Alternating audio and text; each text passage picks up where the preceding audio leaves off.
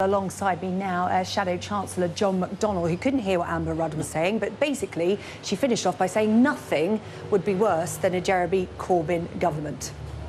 Well, you would expect her to say that, wouldn't she? She's a Conservative cabinet member. Well, that's her start warning today. You have tabled this motion of no confidence. A lot of people are saying, why? You're not going to win it. If you add up the opposition votes, they don't come to a majority, but yesterday... DUP are backing the Prime Minister, ERG are backing the Prime Minister. Who could have predicted this up yesterday? Anything can happen in Parliament at the moment. And the opportunity of the no confidence motion also enables us not to hold the government to account as well. So individual ministers and the Prime Minister will have to come to Parliament and explain her strategy from here on in. OK, well, now is your time. 118 Tory MPs voted against the Prime Minister last night. Again, that's another historic record.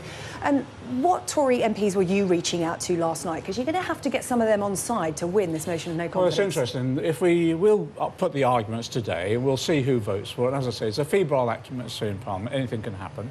If we don't win today, the key issue then is trying to see whether or not we can agree some form of compromise agreement. And we've put forward our ideas over the recent months about what we want: permanent customs union, relationship with the single market, which is close and collaborative, protection of those regulations on employment, consumer and environmental rights. We put that package forward. Is that your price? If the Prime Minister came forward with the customs union, which is against her core principles, so you probably won't get that. That's the problem. That's why she lost so badly last night, is because we've been saying time and time again, we're open to cross-party talk. She's never picked up the phone.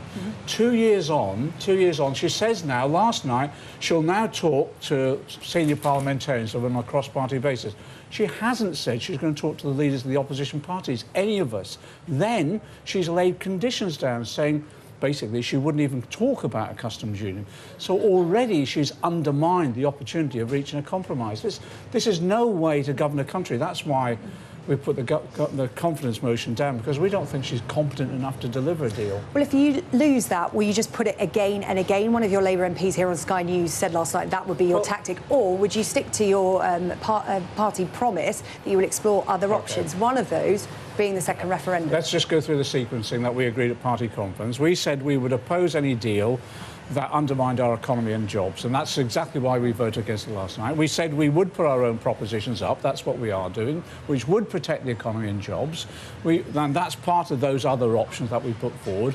But we also said, yes, one of the options will be on the table. Here's another public vote. But we're going through that sequencing at the moment. The disappointment for us is last night, Theresa May made the same mistake she's made over the last 2 years, which she's just not willing to talk to people. Labour about to make a mistake, because Chris Leslie, Labour MP, last night said, basically, this could be Labour's Lib Dem moment. You could do a Nick Clegg. If you don't pick up the mantle of a second referendum that many people are backing, a younger generation of Labour voters will shun you for years to come. We're fulfilling our promise that we gave to our own party conference.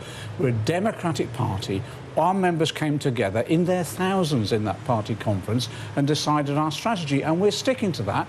And the people's vote is still there on the agenda. It's one of those options, but we also promised our party members we'd go through the sequence. Yeah, but where else do Labour have to go other than the second referendum? Because, as you said, you are willing to talk to the Prime Minister about your red lines, and one of those being staying in the customs union. Not red lines, they're proposals. They're proposals. And we want to discuss that. But also, if the Prime Minister's not willing to talk to us, we'll be putting those proposals before Parliament, because what you're going to see, I think, in the next couple of weeks is Parliament itself saying, if the government can't govern, Parliament has got to have a much greater say in this. So we'll be putting our proposals before Parliament. On Monday, the Prime Minister said she's going to come back with a motion. We'll amend that motion and put our proposals forward.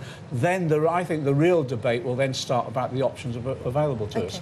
But if we can get a win in the no confidence motion tonight, that will send a signal the government's actually got to really start talking properly. OK, Shadow Chancellor John McDonnell, thank you for your time this morning here on Sky News.